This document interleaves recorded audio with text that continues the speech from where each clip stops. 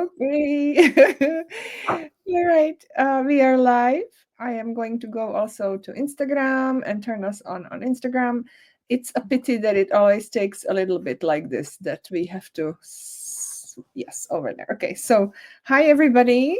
Hello, and welcome.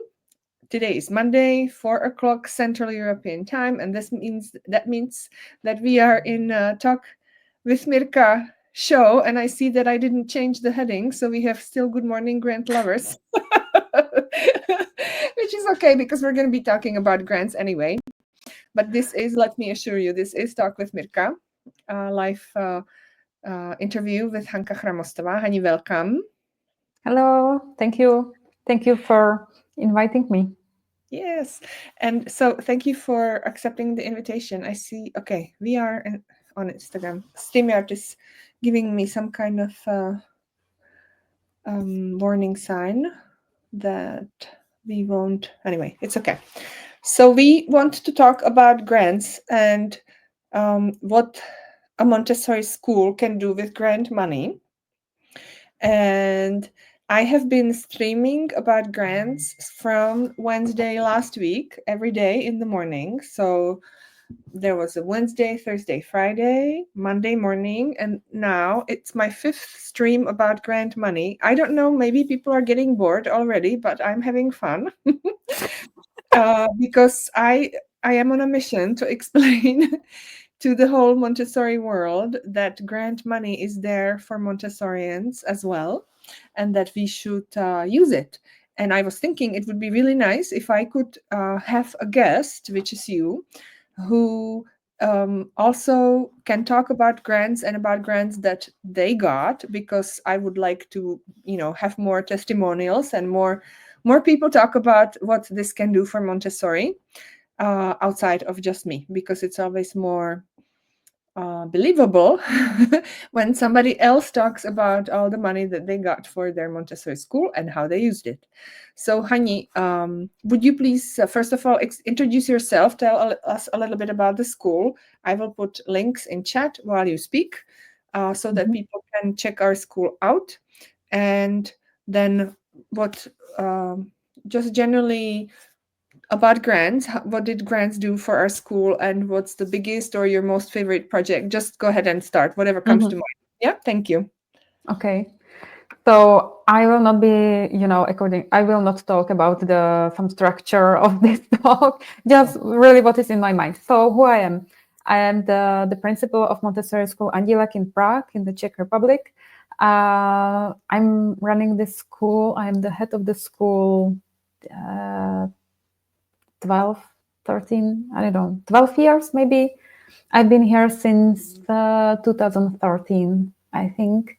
And we really started as a small community center, community school with kindergarten and first grade of elementary school. And now, after 12 years, we have toddler community, kindergarten, elementary school, and adolescent program. And because of the cooperation also with the Montessori Institute, so we had opportunity to also, during the last 3 years, to have adolescent program with the farm, because we just went regularly every month, once or twice every month to the farm. So we have full program from 0 to 15. 0 because we are open also for the siblings. So we don't have Nido yet, but we have a lot of siblings, even if they are not still alive and birth. So that's our concept. And during these years, we were still open for the grants and for the projects in many ways. Under the Ministry of Education, under the Ministry of Labor, under Erasmus, under some other grants, national grants, and some other national authorities. And we had more 1.5 million euros from the grant during these years. So it's great. It wasn't only for the school. It was under the school, but some of the projects were also about the Montessori and how we can spread and have more functional Montessori net in the Czech Republic. So we also had some regional centers of Montessori schools and so on. So it wasn't really under me, but because of the school, we were able to ask for these types of the grants. And the other grants, they were for, how to create the community center, how to guide the community center, also how to work with the families. It was for the support of the school counseling center. So many ways. We also were able to pay some our English speaking assistants in the classrooms. So that's the main, that from the grants you are able also support your school budget. So even if you already have the budget and already have some positions, but when you are open for the grant, so you can have more money to your budget and support these positions, and from the budget you can use the money also for something else that without some extra money you are not able to offer or to have another service for the clients. So many ways how we already use the grants and how we are still open for some other ways for the grants for the future.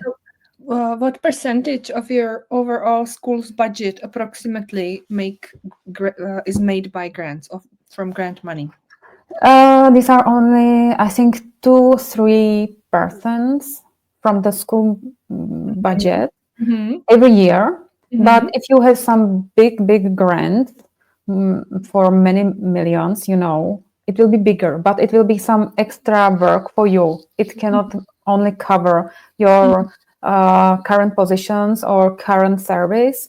If you have some big grant, it will create some new space for, how you want to use these grants to, have some other services or something new, how to create something new. But if we are talking about really what we are able from the grants cover some normal current structure of the school, so it's approximately 2-3% every year from the grants. But it's a lot. These 2 or 3% from the budget, it means that you don't need to have so bigger school fees for the parents, or you can have some extra money and have, for example, some services for free. For example, school therapists or some, psychologists, or you can have some extra help in your team. So 2% are a lot. It's great. Yes. So you and when I advertised this show today, I said that I think you are the world's most experienced head of school, Montessori head of school, when it comes to writing grants. And I actually think I'm not exaggerating, because I have made a survey just recently, and I asked our whole global community to answer some questions about funding. And one of the questions was, did you ever apply for grants?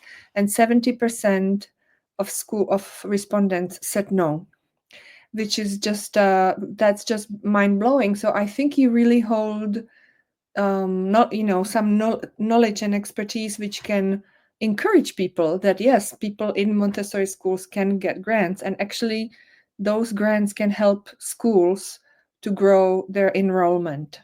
So can you share a little bit about the community project and how the person who was in charge of the community project helped you improve school enrollment? Because I know that our school now has long waiting lists, and I think it's the dream of every Montessori school leader that they don't have to advertise terribly, and they don't have to look for parents like in a haystack, like for a needle in a haystack, but that there actually are people knocking on the door all the time. So if you can please tell me a little bit about that. Yeah. Thank you. Mhm. From the end, I can add that it's really true that we have really long waiting list, and I would like to have more possibilities for the new clients that they could be here. But now, because we are small community center school, we have one toddler community, but we have waiting list for 4. And now today, really today, I had to write on the website that we are closed for the enrollment process to toddler community for 1 year, and maybe there will be some possibility in the spring 2026 that we will be able to be open for somebody new, because we have also siblings here.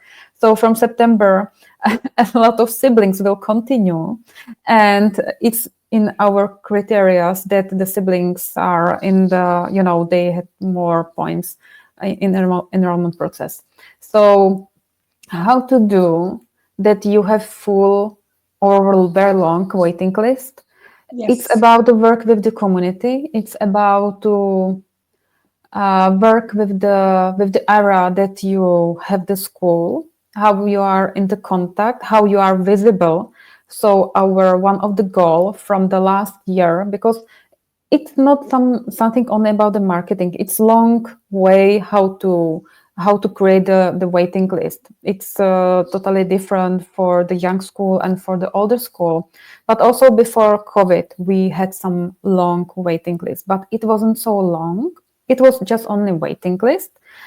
And it was also in the situation that some of them they were on the waiting list, but during the time they found some other school, just they left. But during the COVID it was hard, but after the COVID we uh, how to say rebuilt some of the Mhm. structure of the marketing and also the work with the community, and now we have really long waiting lists that they are really waiting for us, even if they are, for example, in they already don't have any baby and they are already on the waiting list. And how to do it through the community, because they know you in the area. It's not only that we are in the Prague, in the city of Czech Republic, because they know us, and we have in Prague a lot of kindergartens, international kindergartens, Montessori schools, Montessori kindergartens. But we are, in the perspective that we really know what we do, and we really are visible with the pillars of Montessori, that we really do real Montessori, and we really work with the community. In our marketing and social medias are also visible our parents. Then they recommend us very often, not only on our social medias, but they on their own.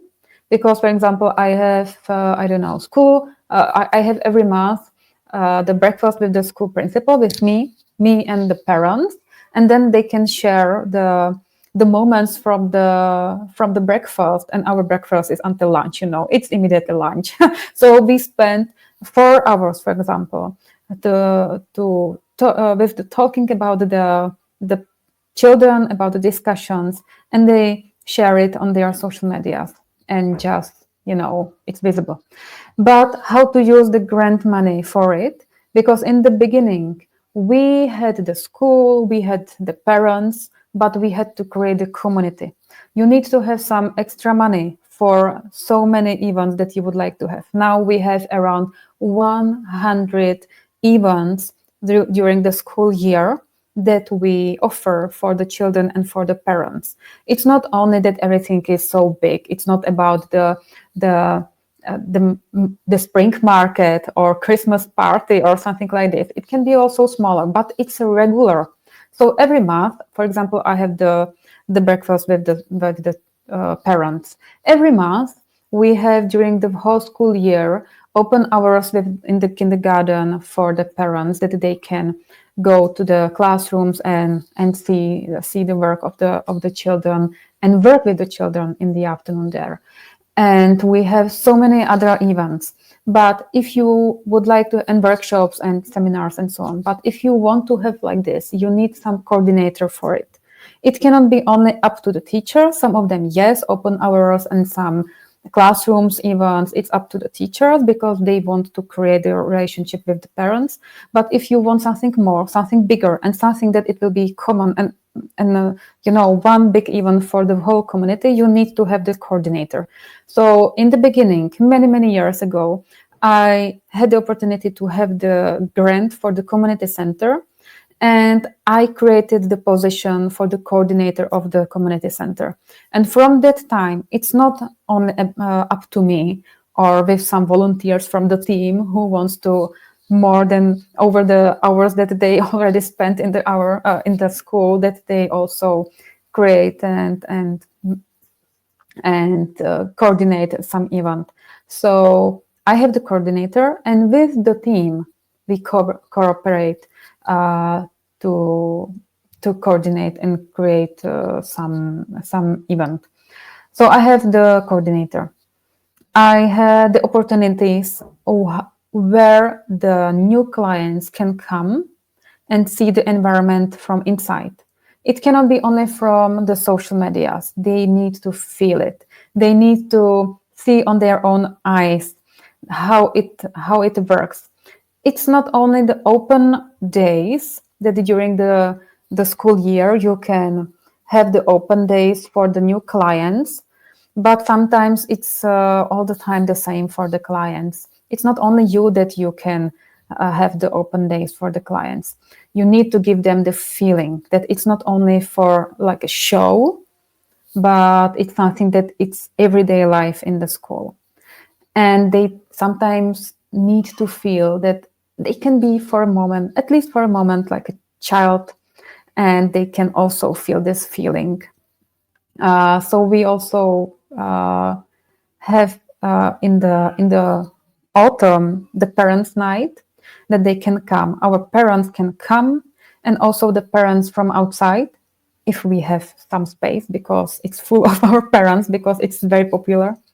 And you can come and feel in all sections, not feel, but also be as a child in the presentations, and look at the presentations in every classroom. So it's amazing, really. It's amazing. And these are the events that you can use as a tool for the enrollment process to be attractive, and that they are the new clients are able to feel, at least for a moment, how it is from inside the atmosphere and your And work. yes, we have so many questions. I so there are at least three which I want you to look at. So I please read. You can read one that I put it on the screen in the meantime. Thank you, everybody. There are so many people going in and out through the session. I would like for you, if you can please say where you are joining from in comments, so that Hanka also knows where we have people from. And we have so maybe we can look at some of the questions.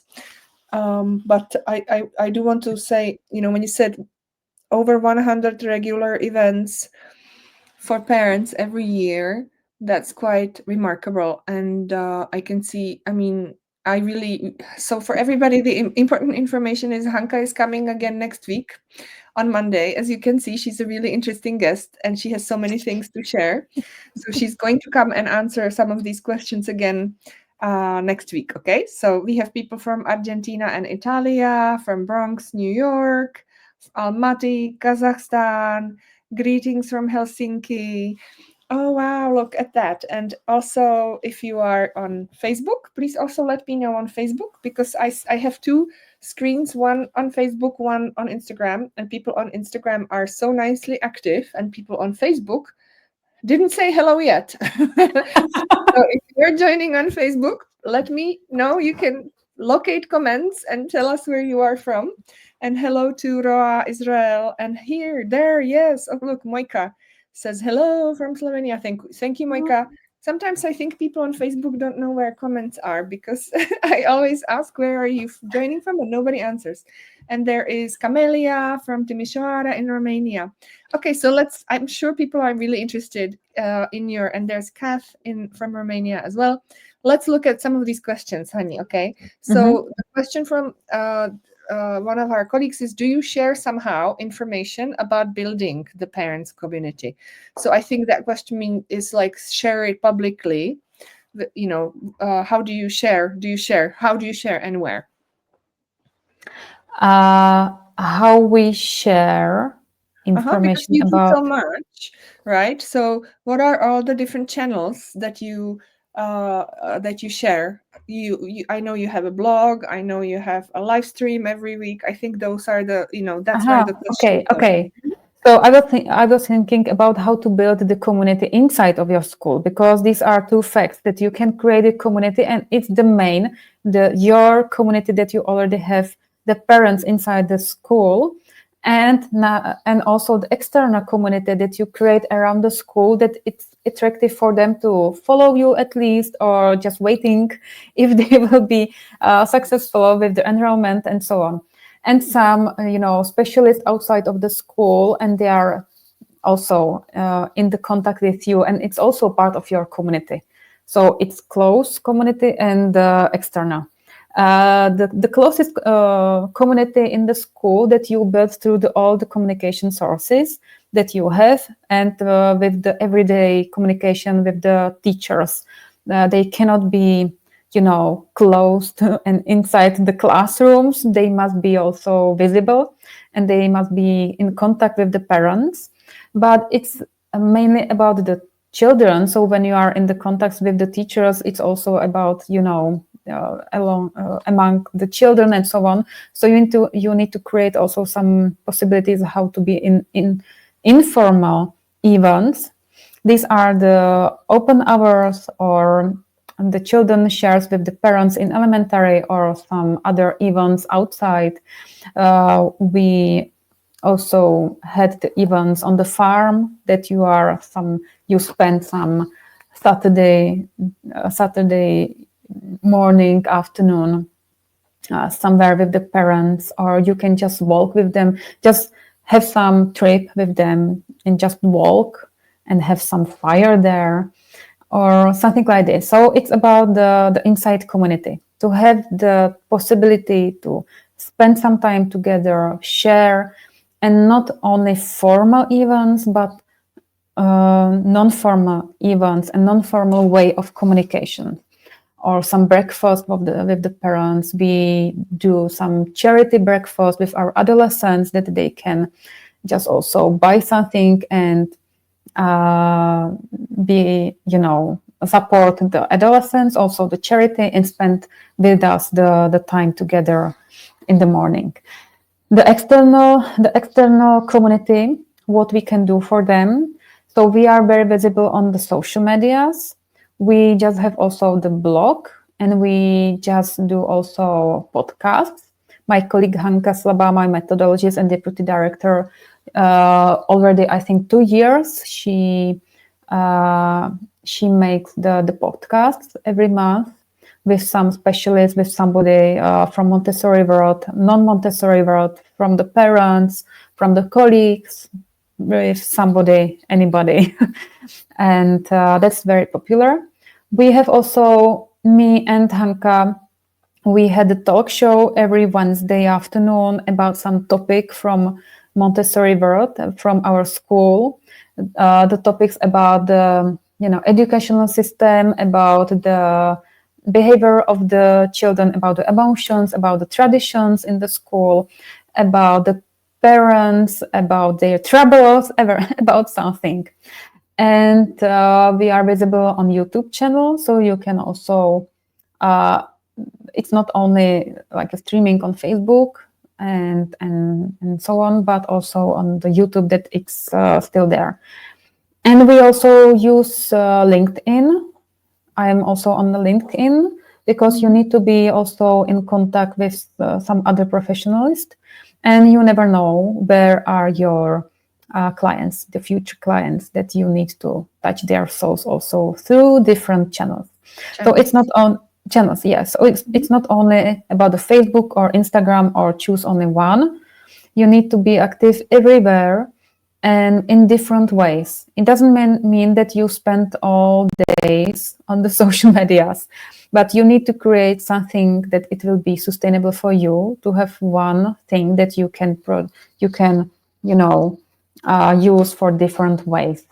And it's good when you have some helper with this. So I used also the grant that first of my assistant was from the grant, and it was supportive from the government. The grant was it was for the ladies over 50. I think it was the grant for the ladies over 50, and this was my first position of my assistant, and that it helped me a lot with something. So it's not only about the grants that it's like it's popular or it's visible or it's about a lot of money, millions of euros. It can be very, very small grant, but you can use for yourself what is really necessary for you, and at least some small help for you. You cannot be alone with this. Yes. Thank you. There is a question. Are you running a middle school or Kinder adolescent program? And I will add, and did you get some grant money for that too? We don't have the high school. We have we have the school on until 15 years. So we have the adolescent program, and we started adolescent program with 4 students. 4 students, and you can imagine how was expensive to have 4 children and so many adults and guys that you need to have for adolescent program, because it must be with the specialists. You cannot have only one guide that it's okay for elementary, but you need to have more specialists. And we used the grant for the community center to create the space and the positions for our first guides in adolescent program, because we spent a lot of time how to create the really community, but the community asked us for the adolescent program. So it was the part of the work for the community to create the possibility how they can continue in our adolescent program. So we were very sure that we can use it also for this, and they were absolutely happy.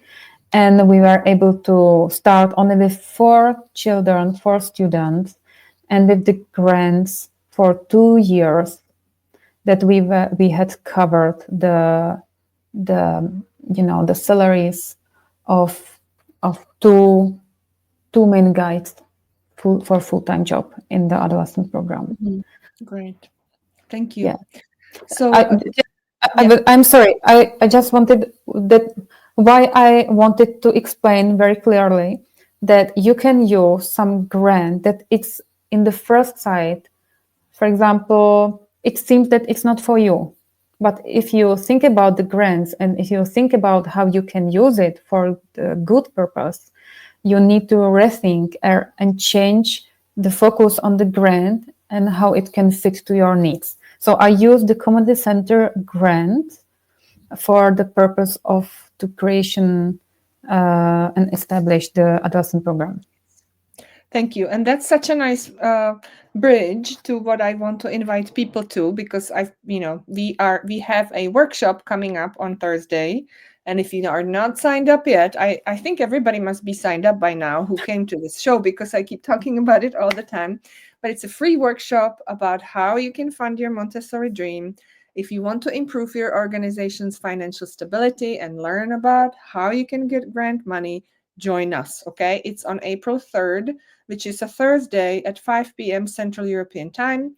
And you can click here and it will show you what time it is in your time zone. Free workshop, register now. We're going to be talking about which grant funders, how to come up with the right idea, how to find the grant funders, and what's the process of applying for grants. So if if at all this, this sounds interesting, what Hanka is doing and what we are doing at Montessori Institute Prague and what I keep talking about when it comes to grant money, then come on Thursday and listen. So somebody's asking, Apollon Montessori says, may we visit you in November? A grant deadline would be tonight for that. I'm not sure if I understand the question, but if you want to visit the school, I will put in chat the link for the website and you can connect with Hanka. Definitely. Our school, I have to say, is very busy with observations and visits. So it's a good idea. If you're thinking November, you might want to write Hanka already now, because we have long waiting lists, not only for children, but also for observation, practice teaching, and all of those things. But do write her. It's definitely worth coming and seeing for sure. And also, Hanka will be here with me again on Monday next week, so you can come and ask her some more questions. Hani, there is one more question. What is the monthly fee at our school? Do you want to answer that? I just put it on your screen so you can see it. Yeah, now immediately in the euros, I don't know. In euros. I think it's 650, something like that. I'm sorry. In euros, it's about the 70, 700. Yeah, 700. Yes. 700. 650 to 700 euros or dollars, because euros and dollars are the same. Yeah. Is there a link to the classes? Yes, here's the link to join the workshop, if that's what you mean. I will put it there. You can also find it on, AMI Prague, mirka.amiprague.com, but I will put it here for you as well. And it's a free workshop on Thursday. There's no reason not to sign up. I really don't see why anybody would not want to come when they hear what grants can do for Montessori schools. And Hanka will come again. If you have any questions about her experience with grants and with running a school, please come again next week. We'll have fun one more time. As Hani, we've had so many guests today. I see there is a beautiful response to what you have to share. So can you save the talk? Yes, absolutely. So this conversation is always recorded and it's always available either on Montessori Institute Prague Facebook or on Mirka for Montessori Instagram. Okay. And also we take it and we make it into a podcast and we make it into a video for our YouTube. She can answer one more question. What's your question? I think she can stay for 3 more minutes. So yes, please go, just ask the question and I will ask Hanka to please answer it. So you can watch this recording on our social media, on our YouTube, and also you can find it on my website. Okay, so I'll put the website in chat while Hanka is waiting for the question, and then we'll be here again next week. So this is for those of you who are here for the first time, this is a regular Monday conversation. I'm here on these social medias every Monday at 4 o'clock Central European Time, always with an interesting guest or talking about something important of that particular moment. So it's like somebody said to me that this is like an Oprah show for Montessori. So yes, I am the Montessori Oprah.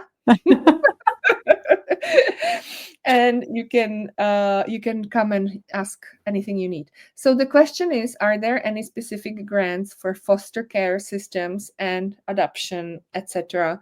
So for social, this would be for professional social work. So I can answer, or Hanka can answer. Maybe Han, you can mention the pedagogical center, the special needs pedagogical center you're building in our school, because that's sort of in that area of work. So please go ahead. Yeah. So maybe 10 years ago, it was in my dream and my goal that we need to have the school counseling center, and we worked on it a lot. And during that period, it was that somehow step by step we had more and more hours every month in the school budget. That it was a able to cover some hours for the school psychologist, but we had also the grants from Ministry of Labor and Families, and the grant was how to support the families and how to support the social projects and so on. And we were able from this project to cover also logopedists, speech therapists, and the psychologist from our center. So now we provide also the service that it's also paid by the clients, by the parents, but it's for the service that it's something extra for the child or for the family, but it's covered also from the grant and from the normal school budget. So you need to think about your services and what can be covered from what, and from the grants you can use just only for some type of the service that it will be covered from the grant, and the rest will be covered by parents and from the budget. And that's what we still do in every grant that we have. What can be used for what small type of the service at school. Yes. See, Hanka said something very important now. I want people to understand, and then we do have to finish that when you get a grant and you get some money, for example, to pay salaries of two people, as Hanka said, or to pay a salary of somebody who supports children with special needs, you have your overall school budget. And when you receive a grant, it means that the money you would normally pay to these people from your school fees, you can use that money for something else because you get grant. So it's called a multi-source funding budgeting. And what you do is you create your overall school budget or your overall program budget, and then you look at the money you need, you figure out how much you're going to have from fees, and then you think, okay, there is $5,000 missing, maybe I need to find a grant for that. And then you start looking for grant funding, and you combine different sources of revenue, of money, in order to make up your overall school's budget. And that's why our school is so wonderfully financially stable, because Hanka is able to create a budget which combines money from different sources. And that's what we need to learn how to do in Montessori around the whole world. So there's a question from somebody, international school, and now I don't know how to pronounce that, Utavala, I hope that's correct. And the question is, we have a Montessori that caters for special needs children. Does this apply? And the answer is yes. Hanka just said that. And one of the things that is so amazing about Montessori, and when you apply for grant money for a Montessori program, is that majority of grant funders are aware, they have heard about Montessori before, and they think about it as innovative, as inclusive, as helping children with special needs. And so you can, it's music to their ears. We say, we have this program here which truly helps inclusion. We have this program which can really help children with special needs, and we do this in such an innovative way, and they like that. Grant funders like to give money for innovative projects, and they do think of Montessori as of an innovative approach. So and then it's important to remember that Montessori applies to all areas of human life. So it's not just about educating children and young children.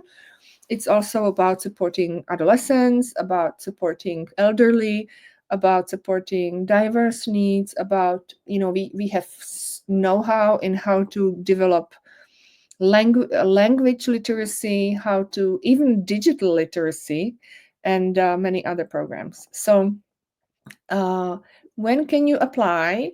Come to the workshop on Thursday, okay? And on that workshop on Thursday is going to give you an overall picture. And at the same time, you are going to think about your own project ideas as well, and about particular grant funders for yourself, all right? So let's finish up. This was fun. I'm going to hang around our Instagram and our Facebook page for 15 more minutes. So if you want to have some questions, you can still put them in comments. I can answer in the next 10 or 15 minutes. And otherwise, everybody is invited to come to the workshop on Thursday.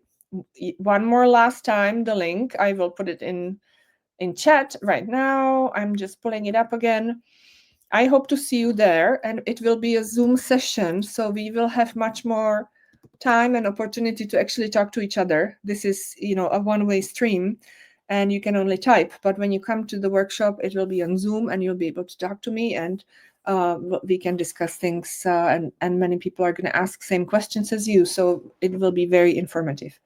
And then I'll be here again tomorrow at 9 a.m. with more questions about grants, and with Hanka again next week on Monday. So, Hani, thank you so much. Thank you. And I'm looking forward to you again. To Monday again, and this was really inspiring. We have so many comments, and people are saying thank you to you as well. Montessori Salem, thank you.